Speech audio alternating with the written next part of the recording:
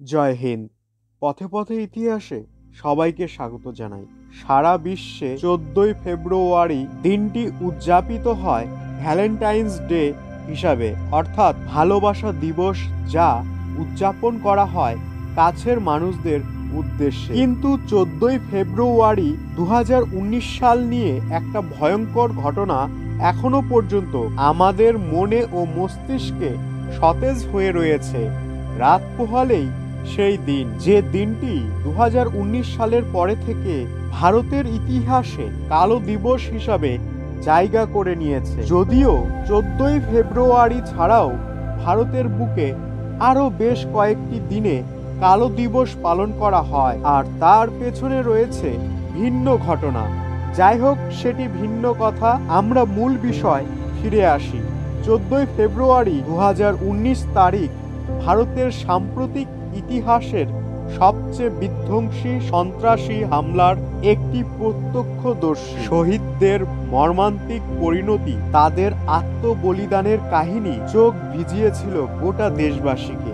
এই ভিডিওতে আমরা শহীদদের প্রতি শ্রদ্ধা জানিয়ে এবং সেই ভয়াবহ দিনের ঘটনাগুলি স্মরণ করব। আসলে কি হয়েছিল 2019 সালের 14ই ফেব্রুয়ারি দিনটিতে, যার জন্য গোটা ভারতবর্ষ তারপরে থেকে 14ই ফেব্রুয়ারি দিনটিতে ব্ল্যাক ডে পালন করে।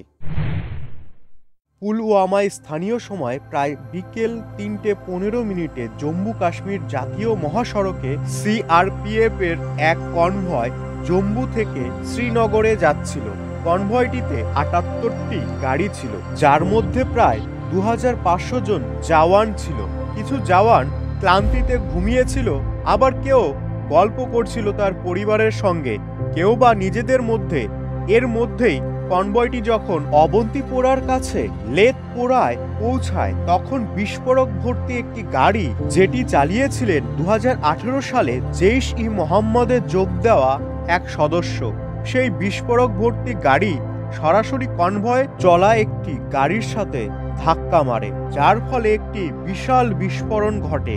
এই বিস্ফোরণের আঘাত এতটাই শক্তিশালী ছিল যে বাসটি ধাতব স্তূপে পরিণত হয় এবং এই হামলায় 40 জন সিআরপিএফ সদস্য নিহত হন এবং আরও অনেকে গুরুতর আহত হন।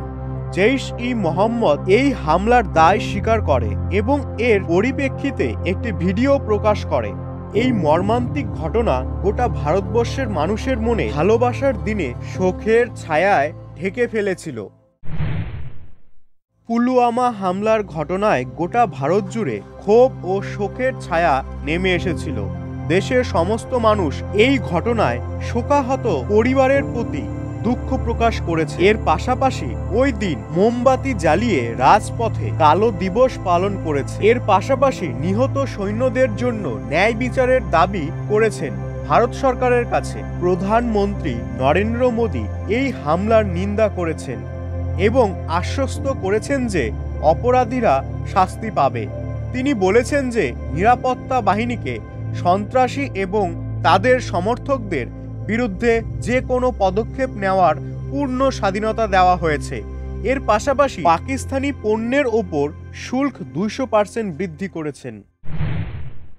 পুলওয়ামা আক্রমণের তদন্তে জানা গেছে এটি পাকিস্তান ভিত্তিক সন্ত্রাসী গোষ্ঠী জেইশ-ই-মোহাম্মদ দ্বারা পরিচালিত হয়েছিল। ভারত সরকার এই হামলার তীব্র প্রতিক্রিয়া জানিয়েছিল এবং তদন্তের রিপোর্ট পাকিস্তানে পাঠিয়ে বলা হয়েছিল জঙ্গি সদস্যদের তুলে দিতে ভারতের হাতে। কিন্তু পাকিস্তান এতে বিশেষ কোনো প্রতিক্রিয়া দেখায়নি, যার ফলে 2019 সালের 26 ফেব্রুয়ারি ভোরবেলা পাকিস্তানের জেইশ-ই-মোহাম্মদের শিবিরগুলি ভারতীয় বিমান বাহিনী সুদক্ষতার সাথে বিমান হামলা চালিয়ে ধ্বংস করে দেয়। পরদিন 27 ফেব্রুয়ারি 2019 তারিখে পাকিস্তান তাদের বেশ কয়েকটি যুদ্ধ বিমান অর্থাৎ F-16 ভারতে পাঠিয়ে আকাশ সীমানা লঙ্ঘন করে আক্রমণ করতে আসে।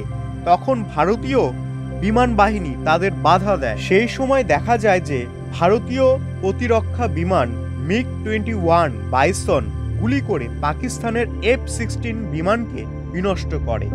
ভারতীয় পাইলট হিসেবে উইং কমান্ডার অভিনন্দন বর্তমান ছিলেন সেখানে। তবে অভিনন্দন বর্তমানের বিমানটিও একটি ক্ষেপণাস্ত্রের আঘাতে বিনষ্ট হয় এবং তাকে পাকিস্তানের ভূখণ্ডে অবতরণ করতে হয়, যেখানে তাকে পাকিস্তানি সেনাবাহিনী আটক করে অত্যাচার চালায়। তবে কমান্ডার অভিনন্দন সেখানে সাহসিকতার পরিচয় দিয়েছিলেন, যার ফলে দুই দেশের মধ্যে উত্তেজনাপূর্ণ পরিস্থিতি সৃষ্টি হয়। শেষ পর্যন্ত ভারতের চাপে পাকিস্তান শান্তির ইঙ্গিত হিসাবে বর্তমানকে সসম্মানে ভারতের হাতে তুলে দিতে বাধ্য হয়। পুলওয়ামা হামলা ভারতের ইতিহাসে একটি কালো দিন। পথে পথে ইতিহাস শহীদদের প্রতি এবং তার পরিবারের প্রতি গভীর শ্রদ্ধা জানায়। এর পাশাপাশি আমরা তাদের সাহসিকতা এবং আত্মত্যাগ কখনোই ভুলব না। এই রকম মর্মান্তিক অবস্থার সম্মুখীন ভারতকে যাতে আর কোনোদিন না করতে হয়, তার দিকে যেন আরও গভীর মনোযোগ করেন ভারত সরকার, এই ছোট্ট অনুরোধ জানাই আমরা সকলেই। ভিডিও দেখার জন্য সবাইকে অসংখ্য ধন্যবাদ। জয় হিন্দ, জয় ভারত। সবাই ভালো থাকবেন, সুস্থ থাকবেন, আর পথে পথে ইতিহাস অবশ্যই সাবস্ক্রাইব করে পাশের বেল আইকনটি প্রেস করে রাখবেন। ভিডিওটি ভালো লাগলে কমেন্টে জয় ভারত লিখতে ভুলবেন না।